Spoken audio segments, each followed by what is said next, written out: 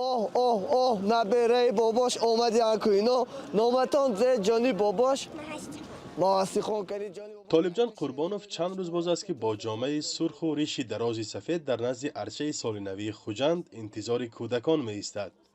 برای کودکان هدیه های خردی هم دارد که آنها را شاد می کند. آفرین نبره باباش انا شموه ای آفرین با یکتی دیگه تیامینوه ای انا آفرین جانی باباش آفرین.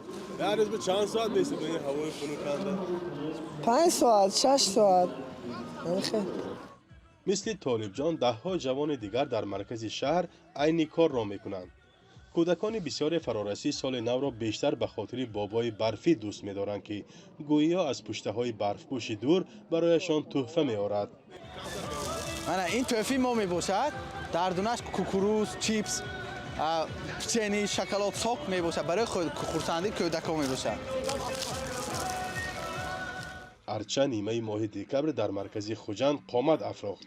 باباهای برفی از آن زمان کار را آغاز کردند و تا اول سال 2026 ادامه می دهند. ما همین از ساعت 2 روز میبونیم تا 11 شب مهنت رزق روزی زندگی به کار میکنیم. قسمی از این ریش سفیدان موقتی میگویند به معرکه های سال نوی به مؤسسه های تعلیمی و خانه های مردم نیز می روند. نرخ خدمت آنها از تحفه درخواست گردیده برای کودکان وابسته است. از 10 سامان تا صدها سامانی. اول ما رو با مکتب اینترنت و بعد باشد با باغچه کودکان دعوت کردن حتما اشتراک میکنیم در آنجا خوب فعالانه آنها رو کودکان رو خرسند میکنیم.